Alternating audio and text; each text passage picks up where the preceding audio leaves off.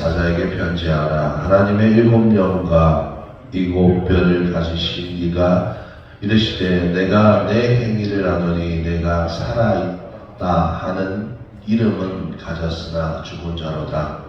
너는 내 뼈와 나무가 죽게 된 것을 뻔하게 하라. 내 하나님 앞에 내 온전한 것을 찾지 못하였노니. 그러므로 내가 어떻게 받았으며 어떻게 들었는지 생각하고 지켜 회개하라. 만일 일깨지 아니하면 내가 도둑같이 이르리니 어느 때에 내게 이르는지 내가 알지 못하리라. 그러나 사대에도 옷을 더럽히지 아니한 자 몇명이 내게 있어. 함께 다니니 그들은 합당한 자의 명호라. 이기는 자는 이와 같이 흰옷을 입을 것이요 내가 그 이름을 생명책에서 결코 지우지 아니하고 그 이름을 내 아버지 앞과 그의 천사들 앞에서 시인하리라. 귀 있는 자는 성령이 교회들에게 하시는 말씀을 들을지어다. 아멘. 기도하겠습니다. 하나님 아버지 감사합니다. 하나님, 우리가 일곱 교회를 통하여서 우리가 어느 교회에 속해 있는지 살펴보고 회개하며 다시 하나님 앞에 설 수 있는 능력을 얻을 수 있도록, 하나님 지혜를 얻을 수 있도록 도와주시옵소서. 하나님 말씀이 살아서 오늘도 우리에게 역사하게 하여 주시옵소서. 감사하며 우리 주 예수 그리스도의 이름으로 기도했습니다. 아멘. 할렐루야. 오늘은 일곱 교회 중에서 사대교회에 대해서 우리가 배워볼까 합니다. 이 사대 지방은 옛 이디야 왕국의 수도였을 만큼 정치적으로, 종교적으로 매우 중요한 대도시였다고 합니다. 성은 아주 튼튼해서 아무나 참석하지 못하였고, 무역이 발달하였고, 양털과 강공업도 염색이 발달하여서 경제적으로 큰 부를 축적한 도시였다고 합니다. 그래서 이 도시는 항상 안전하고 부자의 동네, 지금과 같다면 강남과 같은 동네였습니다. 그래서 사람들이 조금 풍족하긴 했으나 마음이 교만했다고 나오기도 합니다. 그런데 이러한 사대들 사람들 속에서 교회가 세워졌습니다. 그런데 이 교회가 세상에 영향력을 주어야 되는데 이 사대교회는 세상에 영향력을 받은 교회가 되어버린 것입니다. 한마디로 사대교회의 성도들은 경건의 모양을 가지고 있었으나 경건의 능력은 없었던, 사실상 죽어있는 형식적인 신앙을 가진 사람들이었다는 것입니다. 오늘 주님을 설명하실 때 하나님의 일곱 영과 일곱 별을 가진 이라고 칭호를 말씀하십니다. 그것은 일곱 영이라는 표현은 성령을 의미하고 일곱 별도 예수님을 설명하는 것입니다. 이렇게 말씀하시는 데는 두 가지 이유가 있습니다. 그 당시 무기력하고 부패한 사대교회를 경책하려고 하시는 것과, 두 번째 이유는 소수의 충성된 사람들을 보존하시고 격려하시기 위함인 줄 믿으시길 바랍니다. 그래서 주님은 주님의 존재를 계시하는 동시에 주님의 영과 사자를 거기에 보내신 줄 믿으시길 바랍니다. 그것은 지금 이 순간에도 사대교회와 같은 성도와 교회에게 지금도 경고하고 회개하라고 기회를 주시는 줄 믿으시길 바랍니다. 오늘 본문의 1절의 말씀을 보면 내가 내 행위를 알고 있다고 얘기하고 있습니다. 할렐루야. 하나님께서 이 말을 자주 하시는데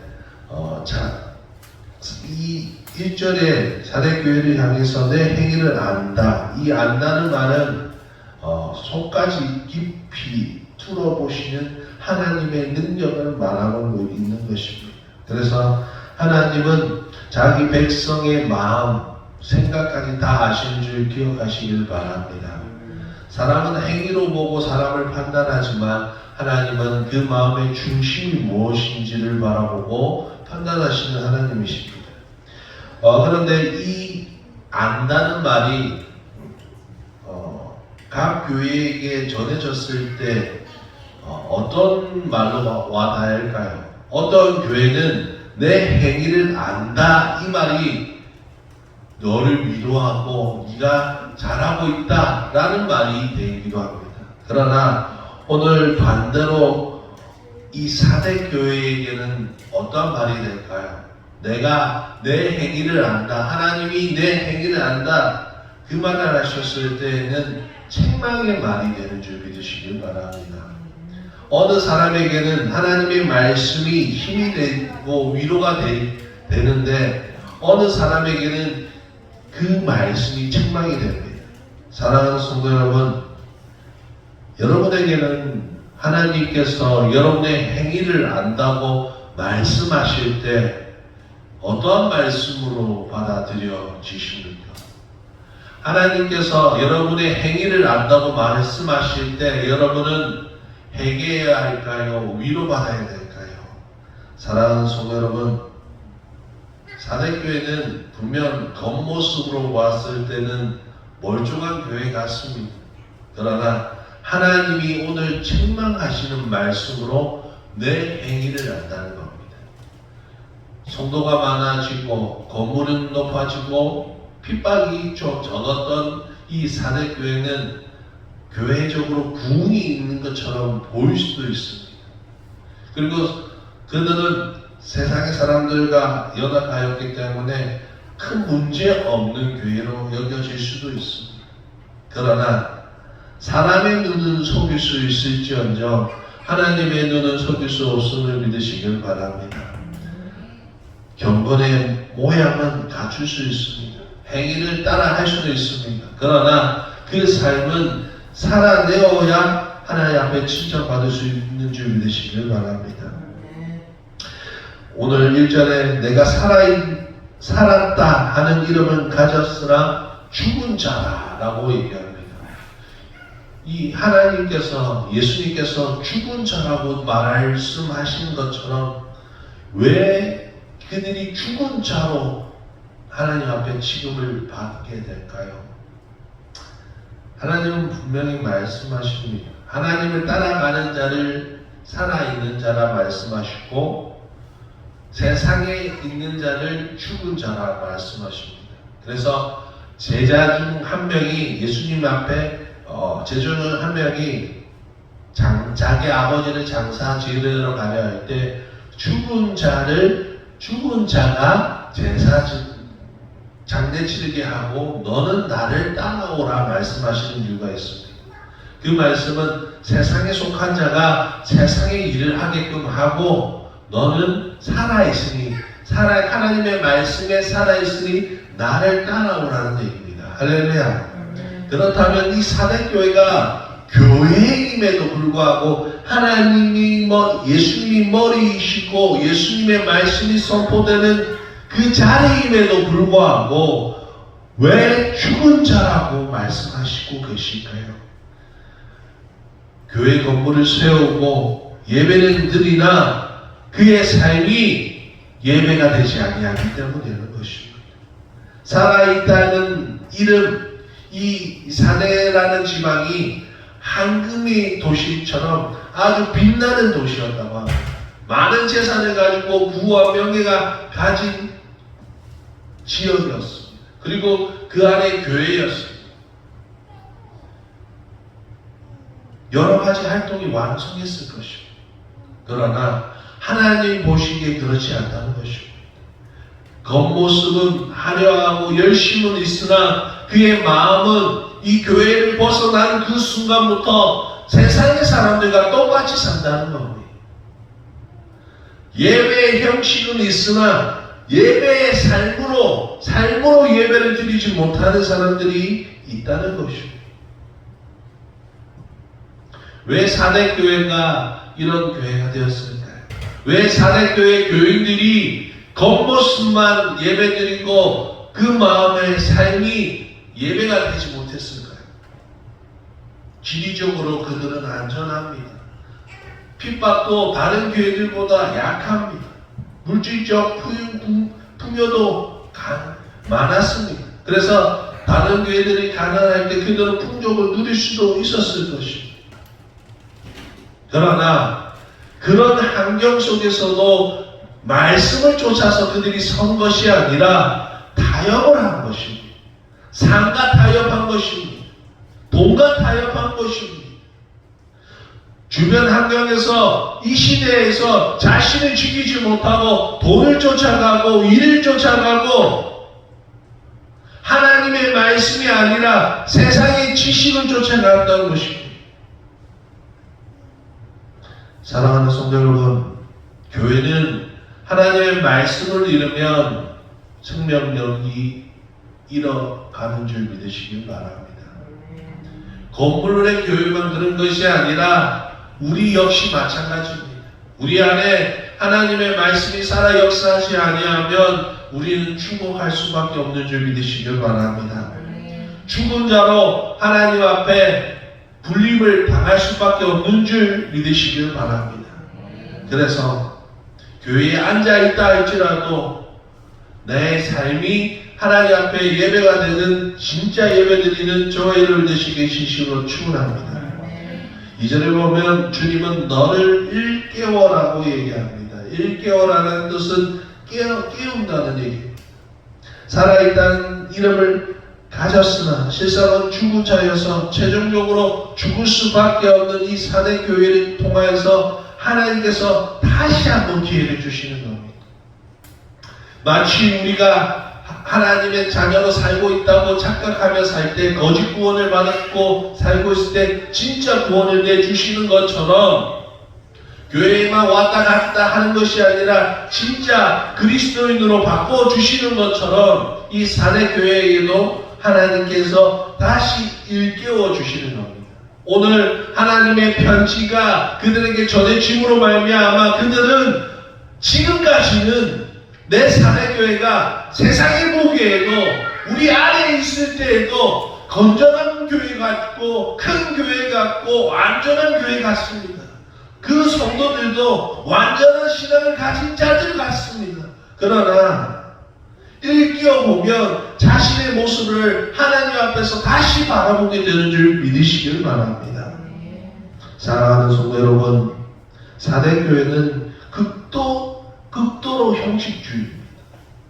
사람 보기 위해서 하나님 앞에 나오는 것이 아니라 사람들이 모이기 시작하니까 모이는 교회처럼 모입니다. 그리고 영적으로 무기력합니다. 그래서 예배하는 즐거움도 없고 하나님을 향한 즐거움이 내 삶 속에 없는 겁니다. 입으로는 감사를 느끼며 말을 하면서도 진짜 감사를 하지 못하는 것입니다. 즐거워지 못하는 것이고 그들은 믿음이 있다고 말하면서도 행함을 하지 못해요. 봉사를 하지 못합니다. 아니 봉사를 아무리 열심히 해도 그들은 그들의 이름을 위해서 하는 겁니다. 사대교회는 겉모습은 사람이 보기에는 아주 좋은 교회입니다. 그러나 오늘 주님 보시기에는 칭찬하나 할 것 없는 형편없는 교회라는 것입니다. 그 모습이 지금 우리의 모습은 아닐까 우리는 생각해 보아야 할 것입니다. 예배 시간에 앉아서 하나님의 말씀을 간절히 사모하는 것이 아니라 친목 도모를 위해서 나와서 그냥 앉았다 가는 형편없는 성도가 되는 것이 아니라 목사가 되는 것이 아니라 하나님의 자녀가 되는 것이 아니라 진정 하나님 앞에 목마른 저와 여러분 되시길 진심으로 축원합니다. 그리고 3절에 보면 내가 어떻게 받았으며 어떻게 들었는지를 생각하라는 겁니다. 하나님께서 다시 돌이키라는 얘기입니다. 네가 처음 들었던 그 복음 지금 무덤덤덤하게 있는 그 복음이 아니라 네가 처음 들었을 때 그 구원의 감격으로 들었던 그 복음의 마음을 다시 찾으라는 얘기입니다. 할렐루야. 한국 교회가 필요한 것이 그겁니다. 똑같은 말이 매일매일 전해집니다. 똑같은 성경의 말씀이 매일매일 전해집니다. 그럼에도 불구하고 똑같은 말씀이 전해지면, 하나님의 변함없는 똑같은 말씀이 전해짐에도 불구하고 사람들이 마음이 점점 무뎌가는 것은 하나님을 향한 그 은혜의 감격이 사라졌기 때문입니다. 사랑하는 성도 여러분, 첫사랑을 회복하는 우리 모두가 되시기에 진심으로 축원합니다. 사랑하는 성도 여러분, 지금까지 우리는 무엇으로 살고 있다고 고백했습니다. 하나님으로 살고 있습니다. 할렐루야, 아멘. 우리는 이렇게 얘기를 합니다. 그러나 교회 문 밖을 나가면 나는 돈으로 살아야 되고, 양식으로 살아야 되고, 일로 살아야 되고, 돈으로 살아야 되고, 자식으로 살아야 됩니다. 교회에서도 교회 밖에서도 하나님으로 사는 우리 모두가 되시길 진심으로 축원합니다. 십자가에서 우리를 살리기 위해서 자신의 모든 것을 내놓으신 예수 그리스도를 생각하면서 사시는 저와 여러분 되시길 진심으로 축원합니다. 주님은 사대교회를 향해서 어떻게 들었는지 생각하고 지키어 회개하라고 말하고 있습니다. 주님을 지킨다는 말은 붙잡는다는 겁니다. 사랑하는 성도 여러분, 다시 주님을 붙잡으십시오. 사랑하는 성도 여러분, 다시 주님을 붙잡으시는 저와 여러분 되시기 진심으로 축원합니다. 우리는 지금까지 주님을 붙잡았다고 생각하는 것들이 사실은 알고 보면 주님이 주신 축복을 붙들고 주님이라고 착각하고 살 때가 너무 많다는 것입니다. 사랑하는 성도 여러분, 주님을 붙잡으시길 진심으로 축원합니다. 처음 받은 그 은혜를 회복하는 저와 여러분 되시길 진심으로 축원합니다. 사랑하는 성도 여러분 회개하고 계십니까?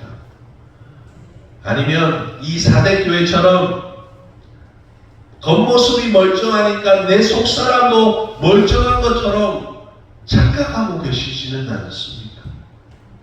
우리는 일깨 보아야 합니다. 만일 일깨지 아니하면 내가 도적같이 이르리니 어느 시에 내게 임할는지 내가 알지 못하리라. 주님의 마지막 경고입니다. 이 경고의 메시지는 이 사대교회뿐 아니라 우리에게도 전해지는 줄 믿으시길 바랍니다. 나에게도 전해지는 줄 믿으시길 바랍니다. 다른 사람에게 적용할 것이 아니라 이 말씀이 오늘 나 김동찬에게, 나 윤복덕에게, 나에게 전해지는 메시지인 줄 믿으시길 바랍니다. 우리는 회개하고 주님을 맞을 준비를 해야 합니다. 사람들은 비웃습니다. 아직도 주님은 오지 않느냐고 비웃습니다. 하지만 주님이 도적같이 임하실 때, 오늘 임하실지 내일 임하실지 모르지만 도적같이 임하실 때 우리는 후회 없이 주님을 붙잡고 살아야 되는 줄 믿으시길 바랍니다. 하나님이 지금 오지 않는 이유는 오래 참으시는 사랑 때문인 줄 믿으시길 바랍니다. 여러분, 주님을 처음 만났을 때 주님이 오시기를 바랬습니까? 아니면 주님이 나중에 오시기를 원했습니까? 아마도 오늘도 주님이 오시지 않는가 하늘을 바라보며 살았을 것입니다. 그러나 이 삶을 살다 보니까 뭐라고 얘기하냐면 주님 조금 늦게 오시면 안 될까요? 라는 생각을 합니다. 그 생각이 드는 것조차가 어떠한 생각이냐면 아직까지 두렵다는 겁니다. 아직까지 내가 놓지 못했다는 겁니다. 주님을 기다리는 저와 여러분 되시기 지심을 축원합니다. 이 세상의 그 어떤 것보다 주님을 기다리는 저와 여러분이 되시기 지심을 축원합니다. 그럼에도 불구하고 이 사대교회를 책망하심에도 불구하고 하나님은 경건한 자 몇 명을 남겨두심을 믿으시길 바랍니다. 사대교회에는 옷을 더럽히지 않은 몇 명이 있다고 얘기하십니다. 칭찬을 하지 않지만 그 옷을 더럽히지 않았다는 것은 예수 그리스도 옷 입은 사람이 그 옷을 더럽히지 않았다는 거예요. 신앙을 지켰다는 겁니다. 다른 사람들은 사회에 물들고 돈에 물들고 하나님의 말씀을 무시하고 예배를 무시하고 세상을 향해 나아갔지만 그럼에도 괜찮다고 얘기하지만 그들은 하나님의 말씀을 지켜서 예배의 자리, 기도의 자리, 말씀의 자리 그 자리를 지켰다는 것을 말하는 줄 믿으시길 바랍니다. 여러분이 그 흰 옷 입은 사람들이 되시는 저 여러분 되시기에 진심으로 축원합니다. 사랑하는 성도 여러분, 예배를 보는 행위는 중요합니다. 그러나 진짜 원하시는 것은 삶이 예배가 되는 것인 줄 믿으시길 바랍니다. 외형은 살아있지만 실상은 죽은 자가 아니라 사랑하는 성도 여러분, 겉과 속이 다 살아있는 저와 여러분 되시기 주심으로 축원합니다. 주님은 우리에게 희망이 없다고 보여주는 것 같습니다. 주님의 책망을 들을 때 보면 이제 우리는 끝났다. 이 사대교회는 끝났다.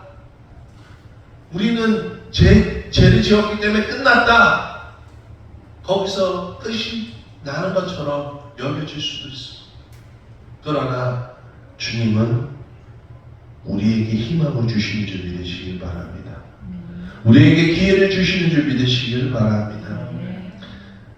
항상 무릎 꿇지 않는 7,000명을 남겨두신 것처럼 여러분에게 흰옷을 입혀주신 주님을 향해서 신앙을 지키는 저와 여러분 되시기 진심으로 축원합니다. 이 시대는 우리는 패역한 시대, 악한 시대라 얘기합니다. 우리 스스로가 얘기합니다. 그렇다면 그 시대에 물들지 아니하고 그 문화에 물들지 아니하고 하나님의 말씀을 지켜서 신앙을 지키는 저와 여러분 되시기에 진심으로 축원합니다. 세상의 빛과 소금이 되시는 저와 여러분 되시기에 진심으로 축원합니다. 신앙의 정죄를 지키는 성도에게 하나님은 3가지 선물을 주신다는 말씀하십니다. 그 첫 번째가 이기는 자에게는 흰 옷을 주시겠다 말씀하십니다. 그것은 예수 그리스도로 우리에게 옷 입혀 주신다는 것입니다. 사랑하는 성도 여러분, 잔치에 참여하게 되려면 옷을 입어야 합니다. 드레스 코드라고 얘기합니다. 그 잔치에 맞는 옷을 입어야 되는 것처럼 우리는 천국 잔치, 마지막 때 주님 오실 때 우리가 입어야 할 옷은 세상의 옷이 아니라 세상의 관념이 아니라 하나님의 말씀과 하나님의 옷인 줄 믿으시길 바랍니다. 그것을 누가? 주님께서 입혀주실 것입니다. 주님께서 우리에게 들어오셔서 우리에게 입혀주실 것인 줄 믿으시길 바랍니다. 우리 손에 가가락지를 끼우고 우리 발에 실을 신겨주시고 가장 좋은 옷을 입혀주시고 우리를 높여주실 것임을 믿으시길 바랍니다. 또한 두 번째는 이기는 자에게는 생명책에서 그 이름을 지워지지 않도록 해주실 것입니다. 할렐루야! 이겨내시길 바랍니다. 주님의 사랑은 우리를 이끌고 가고 계신 줄 믿으시길 바랍니다.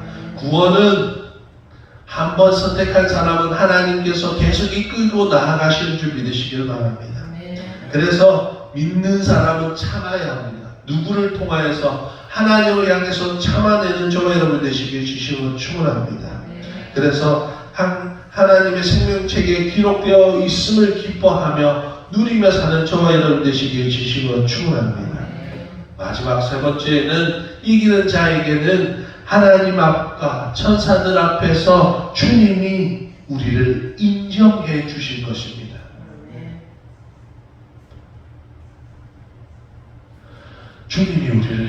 주십니다.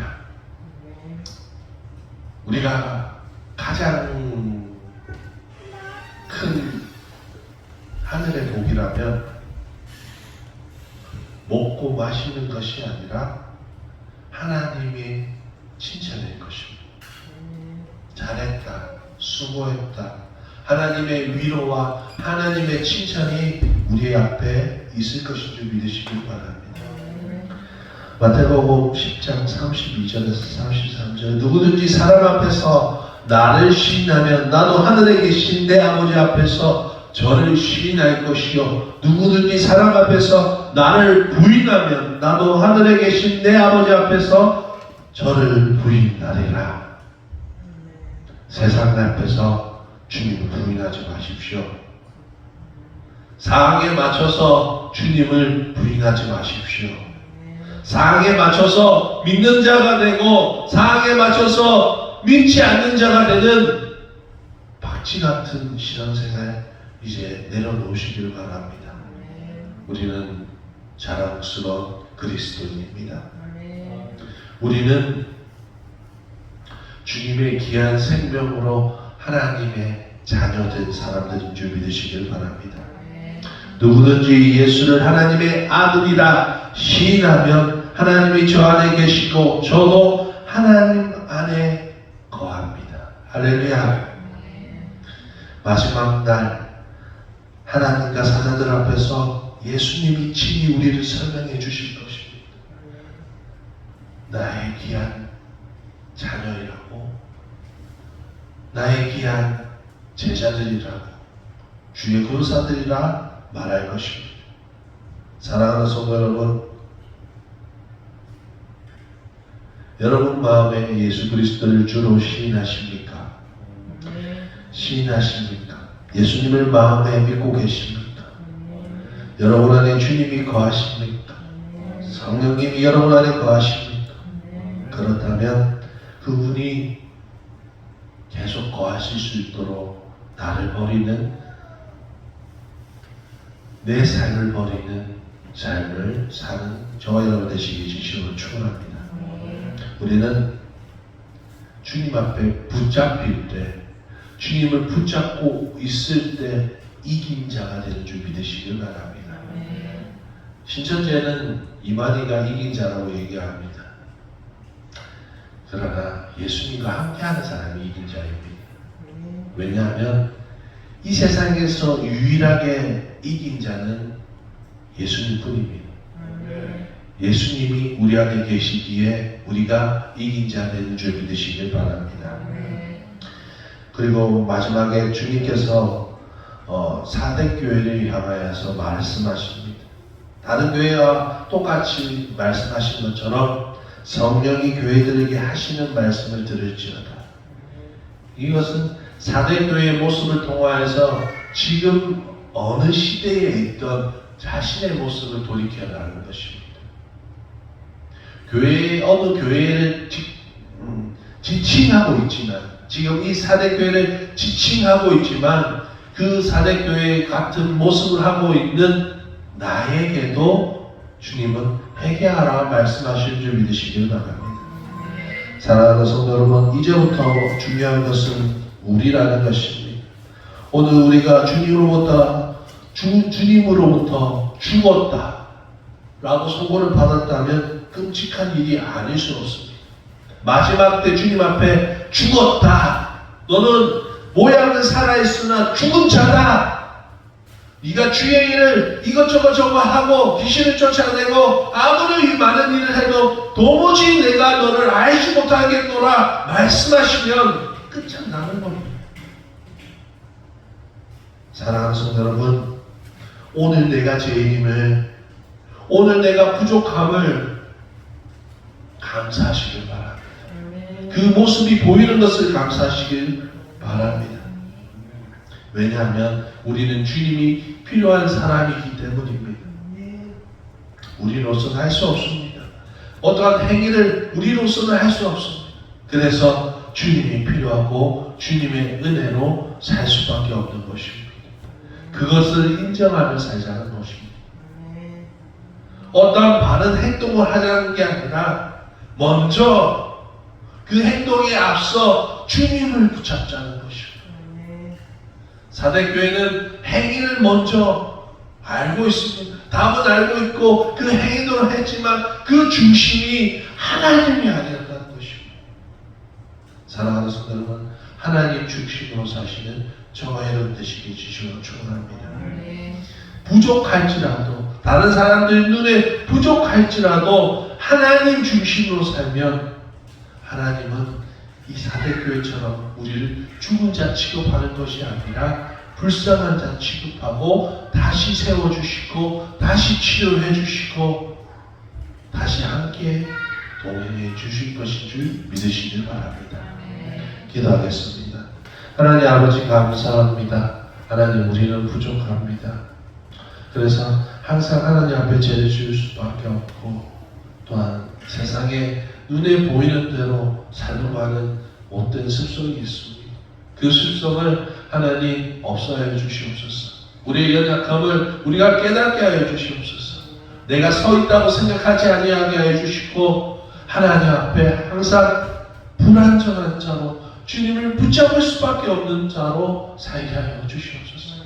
그래서 주님을 더욱더 꼭 붙잡고 살 수 있도록 주님을 부를 수 있도록 도와주시옵소서.